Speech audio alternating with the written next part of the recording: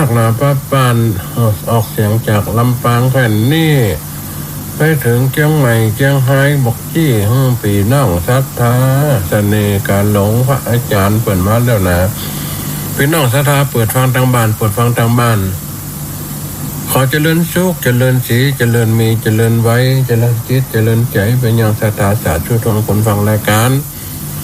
สถานีวิทยุนะขนาดนี้ออกแทนพระอาจารย์มหาสมศักดิ์วันนี้ก็เป็นวันที่5วัน6ที่6ที่7 3วันเดี๋ยวพระอาจารย์ก็ปิกมาแล้วอดใจเราเอาคนได้ใครได้ยินเสียงพระอาจารย์มหาสมศักดิ์ท่านก็จะมาโอมาจาเหมือนเคยเหมือนปกติเนอะไอ้บ่อยแม่นอันนี้เป็นการของแรก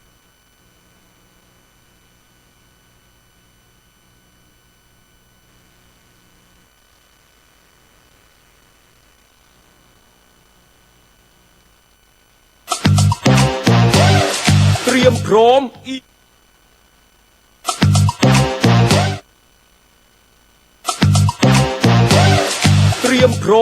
ีกครั้งรวมพลังไปเลือกตั้งเทศบาลสำนักงานคณะกรรมการการเลือกตั้งขอเชิญชวนพี่น้องประชาชนผู้มีสิทธิ์เลือกตั้งทุกท่านออกไปใช้สิทธิ์เลือกตั้งสมาชิกสภาเทศบาลในวันอาทิตย์ที่11 พฤษภาคม